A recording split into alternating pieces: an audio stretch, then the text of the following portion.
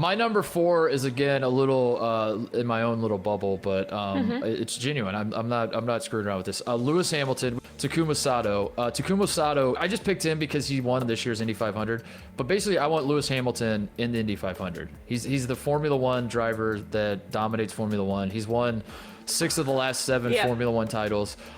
This is a thing that is an open wheel racing. Like I said, NASCAR kind of lives in its own world with the stock cars and but then open wheel racing, there is a debate between IndyCar and Formula One, and I think most people believe that Formula One is better.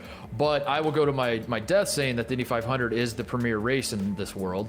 And so there's always, for 100 years, there's been like a desire for like the best drivers in Europe to come over and like compete in the biggest race. And they're always like, no, it's not the biggest race. The biggest race is like Le Mans in France or whatever. Yeah.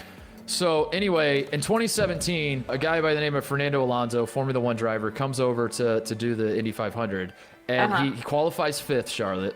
He leads 27 laps. Ultimately, his engine blows, and like the Europeans were going crazy. He's a Spanish driver, and Europeans were like, "See, this is amazing. Like we could win this. We could totally win this." And all of us in the Midwest were like, "Well, come do it. Come win it." And so it's sort of been like a Cold War type rivalry, like where it's not like actually a rivalry, but it's something that's always kind of discussed. Like if you Google Lewis Hamilton Indy 500, there's a bunch of stuff that pops up because he gets asked about it a lot. He says he has no desire to do it, but I want to see it happen. I want to see Lewis Hamilton, because even if he wins, like that's a cool story. If he doesn't win, then we gotta shove it in his face and say you're not like we're Indy's better than So, I'm laughing because my number 4 is Lewis Hamilton versus Kyle Busch.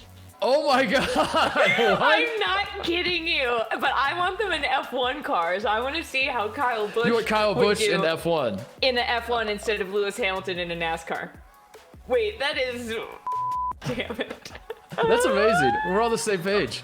Oh my God. By the way, Takuma Sato, the guy that I mentioned as my default IndyCar driver. So Fernando Alonso has actually run 2 Indy 500s, one in 2017 and the other one was this year. Takuma Sato won both of those races. Just coincidentally, those are the 2 Indy 500s he's won, and it's the 2 that Fernando Alonso was in. So that is crazy. I think the reason these are so compelling because obviously the equipment has a ton to do with all of these races. So I'm like, okay, well then let's switch up the equipment. Like let's put these guys in some different cars and see what happens and see where skill comes into it. Because I think that if you're using different cars, then it becomes.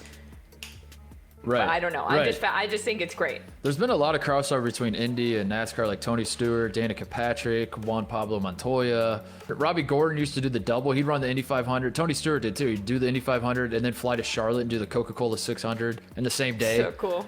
It's so cool. But That's we gotta get me? Formula One involved. There needs some billionaire needs to set up a deal where like Lewis Hamilton, Kyle Busch, Sato, or whoever the Indy 500, the IndyCar guy is, Elio Castroneves or something. They do like a circuit where they're running NASCAR for a few, then they do Formula One, then they. Yes. Oh my God, I love it. I would pay so much money to see that. That's like that's like a sport crossover. Yeah. That's amazing. What an idea. We just invented something. We shouldn't have said that out loud. We should call up Shark Tank. We should have kept that a secret. And I'm seeking $10 trillion for my idea for a motorsport circuit. Clip this and then tweet it at Mark Cuban? Do you think that's how this all works? At Mark Cuban?